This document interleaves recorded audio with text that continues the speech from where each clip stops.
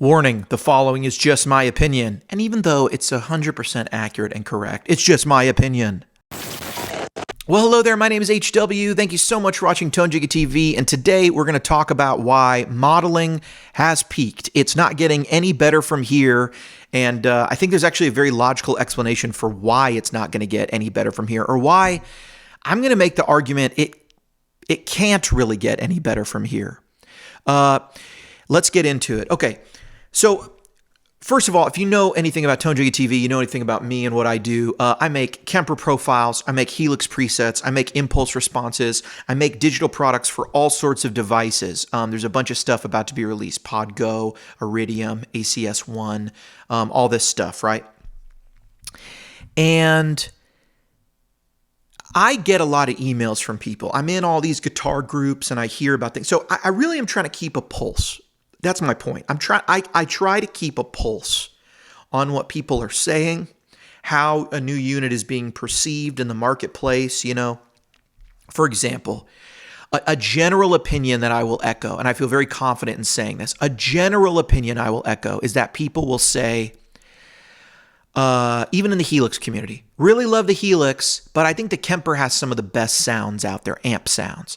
But they might say, but I hate the interface, right? And I think a lot of people would say, oh, the interface is the least attractive part of the Kemper, right? I wish it was touchscreen, right? Maybe people go to the Quad Cortex. They really like touchscreen. And so does anyone think that the Quad Cortex doesn't have the best UI on the unit? Certainly a touchscreen with the Helix Axe effects style sort of routing is going to be the best thing out there in terms of UI. How couldn't it be, right? So in general, here's what I hear.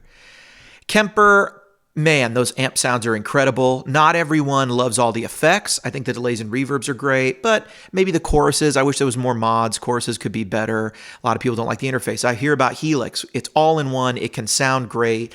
If anything, I think sometimes a general opinion will be that some portion of the community will think stock cabs, aren't quite up to par with like your favorite IR. Maybe that's true. Maybe it isn't. It doesn't really matter. Those are opinions I hear. Quad Cortex. A lot of people are going, man, I wish you could sell. I wish the store was fully up. I wish we had an easier way to share presets with each other off the app.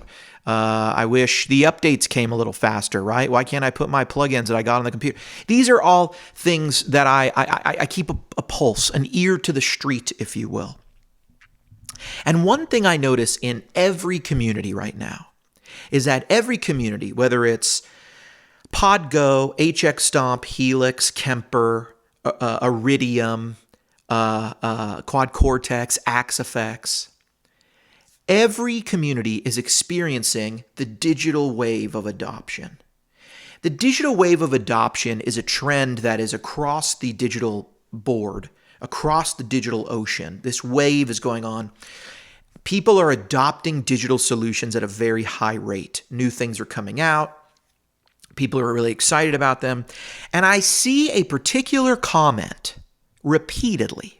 And the comment comes in many variations, but it'll go something like this. Wow, I just got a Kemper. I can't believe it. The tech has come so far. Or, holy cow, I just got a Helix or a Quad Cortex or an Axe or whatever. And I've been saying it for years. The tech is not what it used to be. I got to tell you, I really actually have a problem with that statement, and I'll tell you why. Because I notice more people buying Kempers and more people buying Helixes and more people buying newer units like Quad Cortex, the new Axe Effects, Iridiums, HX Stomps. I notice that they're buying these units, and that's being said about just about every unit out there. And if I can, two of the top units, which might be the highest selling unit. I would imagine at this point, Helix and Kemper are the highest selling units. I know Quad Cortex selling like crazy. I don't know how many units they sold. Maybe they've overtaken, Kemper in terms of total units. I have no idea. I don't know how many Axe 3s have been sold. I don't know how many total Axes in all the generations have been sold. I have no idea. But I would imagine Helix is the number one selling unit, right? Helix, and that includes Helix LT And definitely if you put in the HX Stomp, it's the number one selling unit, right? I mean, it's a much larger manufacturer and stuff, and the price point is very attractive. The Kemper is 11 years old. The Helix is 7, 8 years old. And yet I see people walking in the door and they're saying things about the Kemper and the Helix in the same breath as a much newer unit like the Quad Cortex and the Axe 3. And they're saying the same things. And I'll tell you, when you poke your head in those communities, like I mentioned earlier, you will see people in the Helix communities, in the Quad Cortex communities, in the Axe communities going, Kemper has some of the best sounds, amp sounds you will find. That is an opinion you will find outside the Kemper world from people who just try them. Again, then you get into effects. Do I like this at all in one unit? Do I wish it was just a floorboard? Does it have an expression pedal? Even so, maybe people don't choose a Kemper, but it's a general opinion. Man, some of those Kemper profiles and those amp sounds are just some of the best out there. And you hear about, in general, people will say the Axe effects obviously is very popular, obviously sounds great. You will see a lot of people say these are the best effects out there of any unit. And you see that, you see that, and I'm not saying anything bad about the Axe amps, but I'm saying the effects are so good. You even see a lot of people who just use the Axe for effects and might use a real amp, right? Like for them, even if they don't want to go all digital, they have realized the Axe units, just the effects built in are like better than you can put together in a pedal board, or maybe not better, but certainly a lot more convenient and cheaper, and maybe as good, right? It's like you'd have to do a lot of work to get all the things as good. And Axe has great effects. I have an Axe 3. It does have really good, really great effects. So what does that mean, right? What does that mean when you have these opinions out there in other groups? Well, I would expect that if modeling was really getting better and better and better all the time, that when you poke your head in the Axe 3 communities, when you poke your head in the QC communities, you would hear people saying, Kemper and Helix are garbage, they're old tech, you can hear it, they sound like pods. But you don't hear that. And so it's really got me thinking, this wave of digital adoption, it really is happening not because amp modeling has now, in the last 2 years or 3 years or 4 years, gotten to the point that it's so much better than it was 10 or 7, 8, 9, 10 years ago. It's really this wave of adoption is happening because players are changing what they demand out of products. And so I think about it like this. I think about what we demand out of products in a hierarchy, right? It's a totem pole. What's your highest good? What's the top thing you want? Well, if you're in an Edge cover band, you might for you, an AC30, it's like nailing the Edge's sound is all you care about. And for a guy like the Edge, nailing the sound of his old AC30, if one of them breaks with a new replacement AC30, is like all he cares about. He doesn't care if it's twice as heavy. He doesn't care how much it costs. His highest thing is tone. But not everyone has that totem pole, right? Not everyone has that hierarchy of need. So I think you have a lot more people who, for them, convenience, portability, being lightweight, it has moved up. And I don't think tone is somehow at the bottom. I don't think people will play a bad sounding unit. You have had bands and you've had people who for a long time, they played Pod 2s. I saw people out there on the road with Pod 2. Lincoln Brewster's a guy who played a Pod 2 on the road. And that was probably him just going, look, I play so many fly date shows, I just don't want to deal with backline amps. They're broken a lot. And that's a big thing I hear from digital people. A lot of digital adoption is people realizing, when I can, I'll play my amp. But if I got to fly and they're just going to give me some nondescript AC30, I don't know if it's a 90s, a Chinese one, a heritage Chinese one, or the custom classic. I don't know if this thing's ever been serviced. Sometimes you plug in and one channel's silent because it's broken, the other channel works, and now they gave you a Vox and you only have the normal channel. It's like maybe when you realize having an Iridium on my board so that I can just turn that on, or having an HX Stomp on my board to just be the direct amp solution in for those fly dates. When you realize that is a better solution and it gives you no surprises and it just makes the gigs nice and boring and predictable, which is kind of what you want. When you realize that, you start to adopt digital for some solutions, and then maybe you just go, it sounds really good. I'm just going to use this on this track. And then I had a buddy, I'm not going to mention his name. He's a Nashville guy, and I helped him get up and started with the Kemper. And he said to me, man, I've been doing sessions, remote sessions. I've been recording for people and sending off the tracks for their albums. And I've been using just the Kemper. No one's noticed. And I said, well, yeah, don't you feel like the profiles sound like the amp?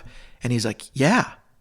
And I said, well, that's why they don't notice. He's like, I know, but I almost felt guilty because I didn't have to do anything. I didn't have to mic up the amps. I didn't spend time like setting up the sounds. I literally just clicked on my Kemper and it was the sounds I have been using like on other stuff. I was able to just use them right there. It was like my effects. It was already dialed in. And he's like, and I charge the same amount. And I was like, well, that's right there. That's why people are going digital, because it saves money. It produces vis-a-vis the same outcome, compared to the amp. Like what I'm saying is you could spend 2 hours getting your amp all mic'd up, running it out to this effect, trying different delays and doing all this stuff.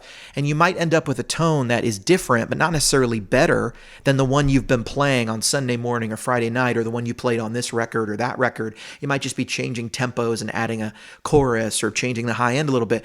You could spend all this time and experience diminished returns, in that you could spend 2 hours setting up, an hour setting up, and you might not end up in a better place, an objectively better place, just a different place.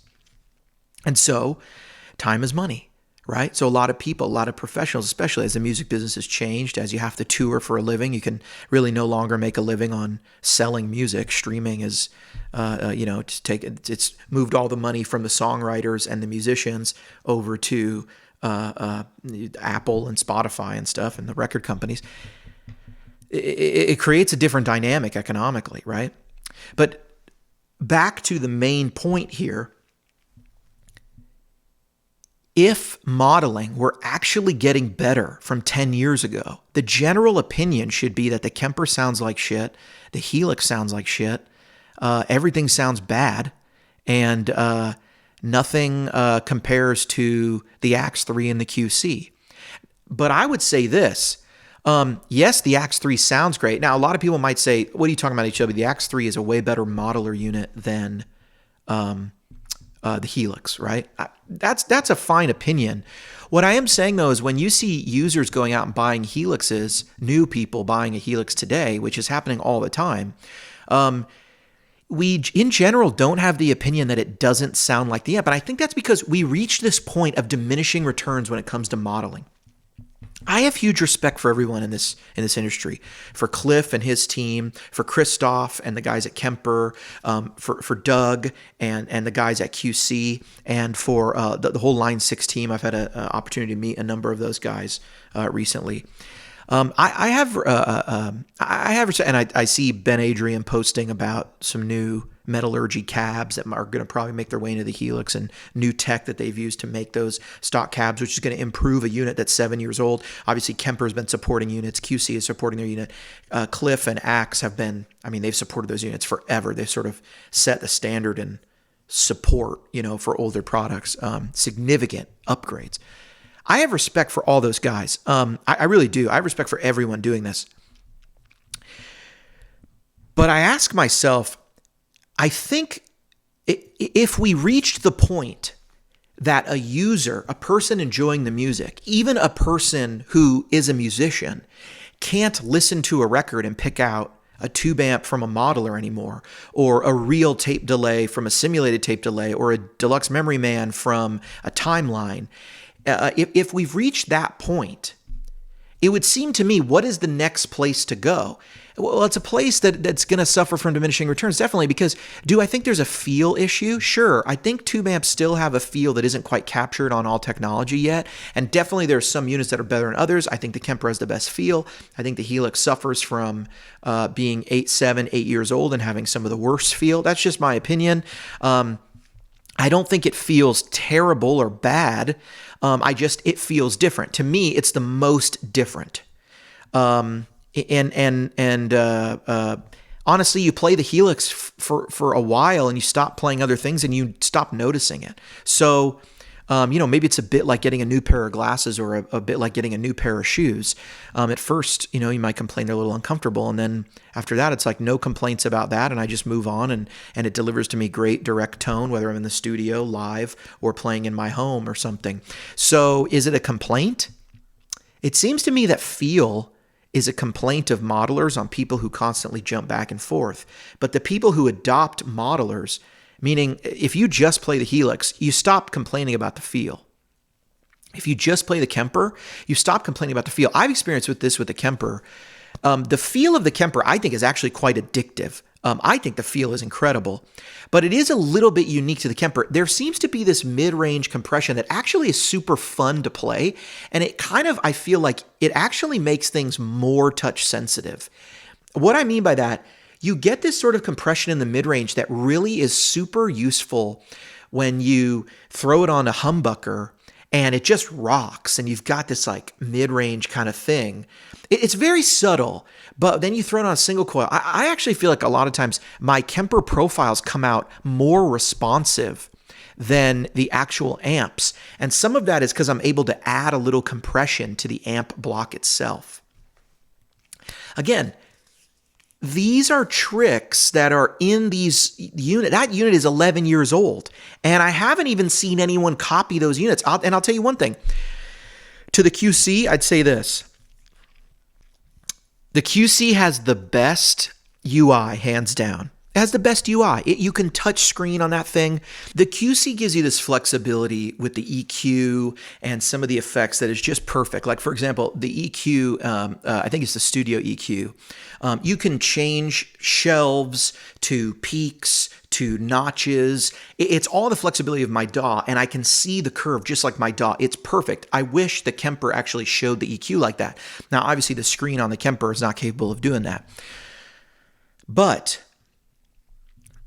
the QC captures in a very true to amp, true to form fashion.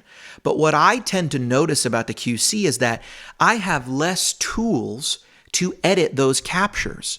I don't have something like a definition control, which I think is genius, which I don't know what it does. Is it bass?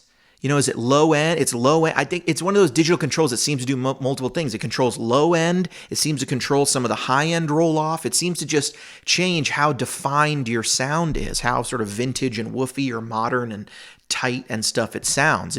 It's an incredibly useful control, whether you're doing chugga chugga death metal or whether you're playing an old Bassman or a Vox AC30. It's how defined your sound is, and it does that by, it seems like, changing multiple things. There's then the opportunity to add compression to the amp block itself without using a compressor. These are things that are the advantages of the digital world that I don't necessarily see being adopted in all of the digital stuff. So I personally believe we've come to the point where we have units that are 10 years old that I can't tell the difference when they're recorded. We have units that are 10 and 12 years old that I can't tell the difference when someone's playing it on a stage and I'm sitting listening to a $10,000, $20,000, $100,000, $1 million sound system. I can't tell the difference. I don't know what he's playing. Is that an Axe? Is that a Kemper? Is that a QC? What is it? I can't tell. And players are interchanging them with different gigs. I know a guy who he plays guitar for a big name, and that big name uses Axe effects, and then he also plays a Kemper in some other gigs. And I know another guy who plays with a big act who does stadium tours, and he occasionally takes his amp and he plays a Kemper primarily. And then when he goes to Europe, he goes, I'm just going to take this HX Stomp with me. That's it. I know a guy who plays a Kemper in a band. This is Michael Britt. I know a guy, I mean, obviously Michael Britt, big Kemper guy, right? He plays a Kemper, and then, I was chatting with him, and he was he's a gear hound, and he goes, and he was telling me, this is about maybe a year ago, he was like, okay, I'm going to play my Kemper, but this time I'm going to bring a chorus because I like this chorus better than the chorus of my Kemper. Then he's like, and I'm also going to bring this compressor. And then he's like, and then I'm going to bring this, and I'm going to bring this. And then he had built a whole pedal board that he was running into his Kemper. And after he had slowly added pedal after pedal after pedal, built the pedal board, he just switched back to just the Kemper. And then it was like, he was like, this is just as good. Right? It's like, yeah.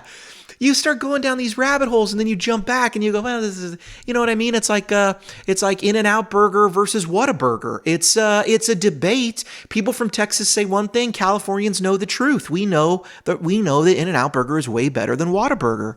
And if you can't taste that, well then, look, I'm picking on Texas here and Whataburger. I like both. In-N-Out's way better. But you get my point. You got these people.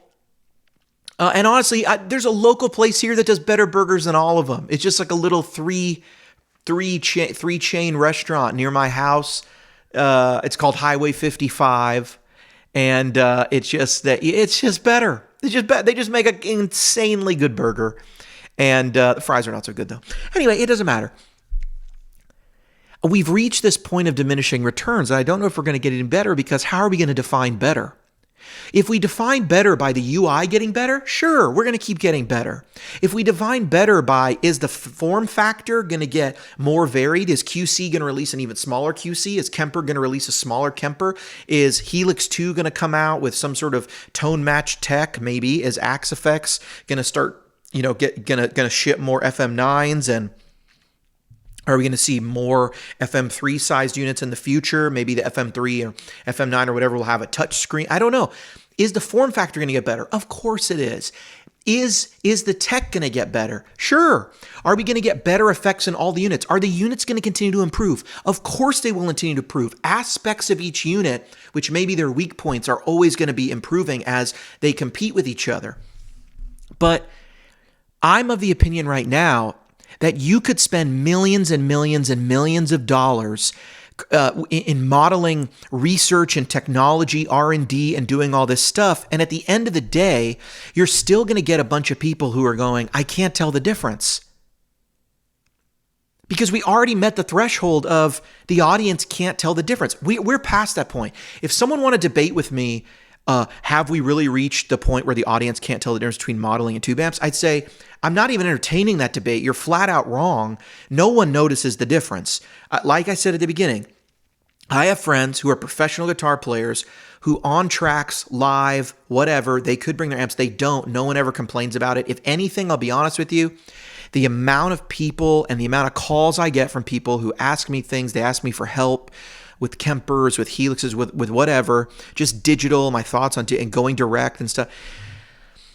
A lot of big bands, a lot of studio Nashville guys who, friends of friends introduce me, and we have chats and stuff, and we talk. They end up telling me how they go on these gigs, they have a little trouble, they get it dialed in, and then once they have it dialed in, the sound guy gives them some feedback. Oh, I don't like this, or I don't like it, or do this. And they start changing it, and they save that. They start then showing up in new places. The Opry, Sweden, wherever. They plug in and they sound, and they start getting sound men, sound techs, monitor guys who start going, your tone sounds incredible. It's already perfect for their gig. It's taken them several gigs to just get it all dialed in, the delay right, the little low end, and it just takes a sound guy going, hey, I'm just actually cutting 200 and below a little bit. And then they go, okay, let me try to do it. And they do it, and the sound guy goes, perfect, now I'm leaving you alone. Or the sound guy goes, it's a little harsh right around here, I'm having to put a notch. Oh, you are? Where's the notch? Okay, let me see if I can do that. Then they show up to the next gig and the next gig, and what the sound guy wants is already there. It becomes this perfect mix-ready sound from sort of a counsel of wisdom. Does that make sense? It's like in a multitude of counsel, that there's wisdom in a multitude of counsel. A multitude of sound men are improving your sound, and that save button lets them and their input go with you. And that, my friends, that is the real value of digital. We are at the point where I think we've peaked in the sense of sound has peaked. Can it sound like an amp? It's peaked because the units from 10 years ago are in the weight class punching today. So in another decade, what's going to happen? Guitar players are going to be able to control modelers with their mind, and that's going to be that, and that's going to be great, and I'm excited for that. But are more people going to be able? Are less people going to be able to tell modelers from amps sight unseen while sitting in an arena or in a bar show looking at the band? Right now, that number is zero. Zero people can tell the difference. So what's less than zero? A negative number of people. You get what I'm saying? We're there. We're there. I hope, look, tell me in the comments if you agree, disagree. Honestly, I don't prefer like death threats. For some reason, people get very upset with me. I don't know when I start talking about amps and modelers. I don't prefer the death threats, but they help the algorithm. So feel free to put them below. My name's been HW.